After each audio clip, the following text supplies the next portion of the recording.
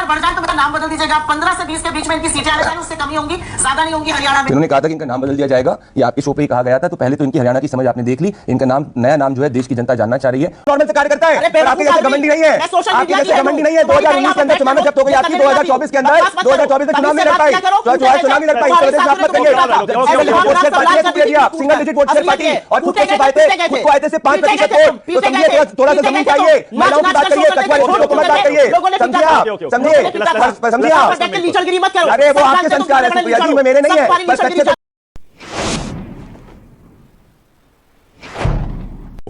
आपने छोड़ा नहीं है।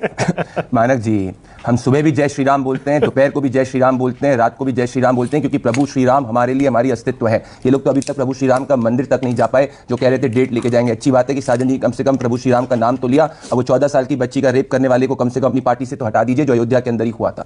खैर देखिए, आपको सुप्रिया जी की उत्तर प्रदेश की समझ को सीरियसली नहीं लेना चाहिए। महराजगंज के अंदर इनके डिपॉजिट जब्त हुए थे, और लड़की हूं लड़ सकती हूं की बात करने वाली कांग्रेस पार्टी 90% सीट्स के अंदर उत्तर प्रदेश चुनाव 2022 के अंदर जब प्रियंका वाड्रा ने कैंपेन किया था, डिपॉजिट जब्त हुए थे। समाजवादी पार्टी की बैसाखी के नाम पे सिंगल डिजिट वोट शेयर इनको मिला है। अगर इनमें सच में इतना उत्तर प्रदेश में कॉन्फिडेंस है तो अकेले लड़के देख लें, पता चल जाएगा जो हुआ था। पॉइंट नंबर 1, हरियाणा चुनाव के पहले क्या कहा जा रहा था, जरा इनके नैरेटिव आपके शो का सुनिए। सामने है 20 के ऊपर और बढ़ जाए तो मेरा नाम बदल दीजिएगा। 15 से 20 के बीच में इनकी सीटें आने चाहिए, उससे कमी होंगी, ज्यादा नहीं होंगी हरियाणा में। इन्होंने कहा था कि इनका नाम बदल दिया जाएगा, ये आपके शो पे ही कहा गया था, तो पहले तो इनकी हरियाणा की समझ आपने देख ली। इनका नाम, नया नाम जो है देश की जनता जानना चाह रही है, और हरियाणा के अंदर दलितों ने हमको वोट किया, जाटों ने हमको वोट किया, हरियाणा की जनता ने हमको वोट किया, और उत्तर प्रदेश में भी वो होगा, क्योंकि विकास के नाम पे बात है। अब मैं फैक्ट्स की बात करता हूं मानव जी। उत्तर प्रदेश में जब से अखिलेश यादव जी ने समाजवादी पार्टी की लीडरशिप संभाली है, एक बार आप बताइए कि वो भारतीय जनता पार्टी से विधानसभा चुनाव जीते?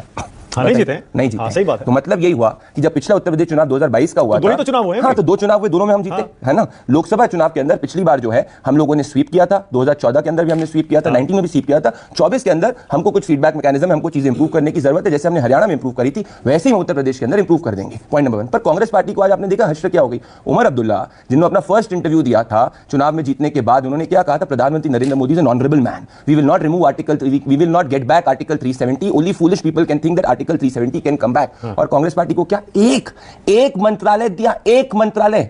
यह है कांग्रेस पार्टी की आज अलायंस के अंदर हैसियत। क्या साजन जी किस तरीके से कह रहे हैं कि हमें महाराष्ट्र में सीट दे दो? कांग्रेस तो बाहर से सपोर्ट कर दिया ना, वो तो कांग्रेस पार्टी प्लांट कर रही मीडिया में कि भाई हम स्ट्रेटजी के तहत कर रहे हैं, उनको दिया सिर्फ एक मंत्रालय, इसीलिए ये सच्ची बात है। डेप्यूटी चीफ मिनिस्टर भी उन्होंने अपनी पार्टी का बनाया। तो यह कांग्रेस का अलायंस के अंदर स्थिति है। मुझे बताइए, जैसे हरियाणा के नतीजे है, इनके उद्धव सिन्हा ने क्या कहा था, संजय राउत जी ने, कांग्रेस पार्टी को सीखना चाहिए। साजन जी आज आपके शो पे क्या कह रहे हैं कि अगर हमें महाराष्ट्र में कांग्रेस पार्टी सीट दे देगी तब हम सोचेंगे, तभी तो पहले 6 सीट्स डिक्लेयर करिए। तो देखिए, जो खुद बैसाखी पे हैं, जिनकी खुद जमानत जब्त हुई, हमको ना समझाए, हम कंटिन्यूअसली इंप्रूवमेंट पार्टी है देश के अंदर। मिल्कीपुर पर जवाब दीजिए, कौन भाग रहा है मिल्कीपुर पर चुनाव से? अयोध्या की सीट आप हारे। प्रदीप सुनिए ना, देखिए फैक्ट है ये, अयोध्या की सीट आप इस बार हारे, और उसका इतना ऐसा संदेश गया पूरे देश में, श्री राम का मंदिर बनाने के बाद वहां की सीट बीजेपी हार गई। इसका मतलब आप समझिए कितना बड़ा होता है। और अगर वहीं की विधानसभा पर उपचुनाव नहीं हो रहा है, आप ही के कैंडिडेट हारे हुए उनकी एक याचिका की वजह से, तो सवाल तो उठेंगे। मानव जी, याचिका कब दाखिल हुई थी?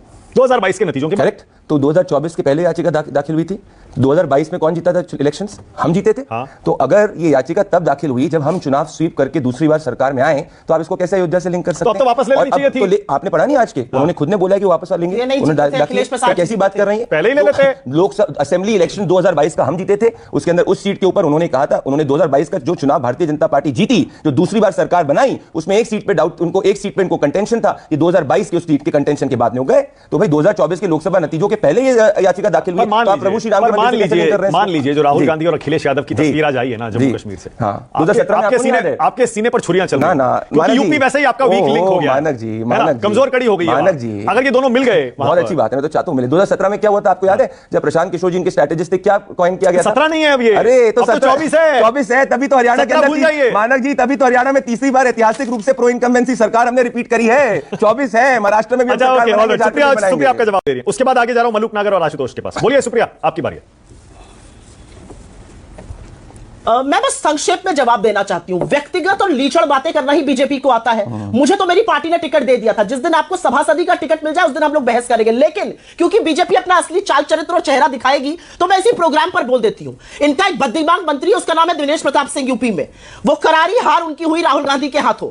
आज उन्होंने प्रियंका गांधी को लेकर बेहद आपत्तिजनक शब्द कहे हैं, लेकिन मैं बिल्कुल भी अचंभित नहीं हूं, क्योंकि यही बीजेपी की असलियत है, यही उनका महिला विरोधी चेहरा है, यही उनका लीचड़पन है जो यहां पर भी प्रवक्ता के मुंह से दिख रहा है। मैं भी व्यक्तिगत हो जाऊं तो बोलने लगूं आपकी कुटाई हो गई थी, आपको आपके साथी जर्नलिस्ट नहीं पीट दिया था क्योंकि आप नाच नाच कर क्या कर रहे थे सबको पता है। मैं व्यक्तिगत नहीं होंगी, मैं इसी पर पढ़ना चाहती हूं और मैं एक शब्द जरूर बोलना चाहती हूं मानक जी। संजय निषाद जी ने 2024 की हार यूपी के बाद क्या कहा था?